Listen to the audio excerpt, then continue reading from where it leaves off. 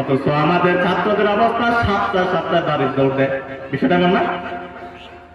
সাথে কি করে ছাত্র যাইতেছে না, কিন্তু মায়ের ফোন দিয়ে হুজুর খোলা বাড়াই দেন।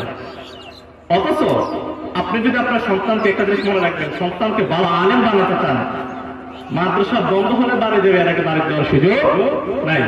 এই যে আমার পাশে আমাদের উস্তাদ আছে, উস্তাদ মাসুম বিল্লাহ, আমরা একসাথে মনে লাগতেছে একই মাদ্রাসায়। আমরা বাড়িতে যাইতে কখন জানেন? যখন পরীক্ষা দিতে, পরীক্ষা সব বন্ধ দিয়ে আমার বাড়ি দিতাম, এর আগে বাড়ি দেওয়ার নাম নাই। যদি বাড়ি দেওয়ার লাগে কম দিতাম বাড়ি, আল্লাহ কি যে গাইলে হতাম। এই পিড়াচিটা খাইলেই কিন্তু আল্লাহ তাআলা পর্দা নিয়ে আসছে। আর এখন তো কোনো পিঠা দেওয়া না, পিঠা দিলে হুস্তাদের উপরে আঁকড়ে না, ঠিক না? একটা কথা মনে রাখবেন, সমস্ত গার্জিয়ানদের উদ্দেশ্য করে বলা, আপনার সন্তানকে শিক্ষক মারুক বা ম্যাডামে একটু প্রহার করুক, মারুক, সাবধান, কখনো শিক্ষকের নামে অভিযোগ দিবেন না। আপনার সন্তানকে যদি ভালো মানুষ বানাইতে চান, কখনো শিক্ষক বা ম্যাডামের বিরুদ্ধে কোনোদিন অভিযোগ দিবেন না। হ্যাঁ, শিক্ষক বদলা দেয় না, কিন্তু মন থেকে চলে আসে। বুঝতে পারছেন? আচ্ছা বলেন তো, আপনার সন্তান যারা আছে এরা কি আমাদের দুশ্মন? দুশ্মন কিনা? দুশ্মন না। আপনারা কি করেন তাদেরকে?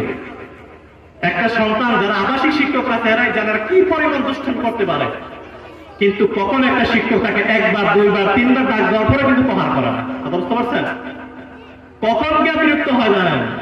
একদিন নয়, 2 দিন নয়, 3 দিন, এক সপ্তাহ পর দেখতে দেখতে মাথা যখন ঠিক না তখন কিন্তু ধমক দেয়।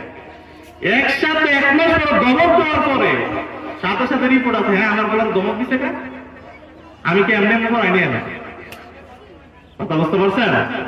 তাই আপনাদের বিনীত অনুরোধ থাকবে, কখনো শিক্ষক ম্যাডামদের বিরুদ্ধে অভিযোগ দেওয়া যাবে না।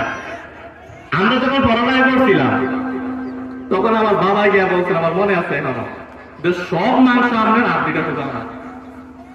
বুঝতে পারছো? সব মাংস আপনার আড্ডিটা আমার, মানে কি পিঠটা মাংস ফালাই দেবে, আড্ডিটা থাকলে ঠিক আছে।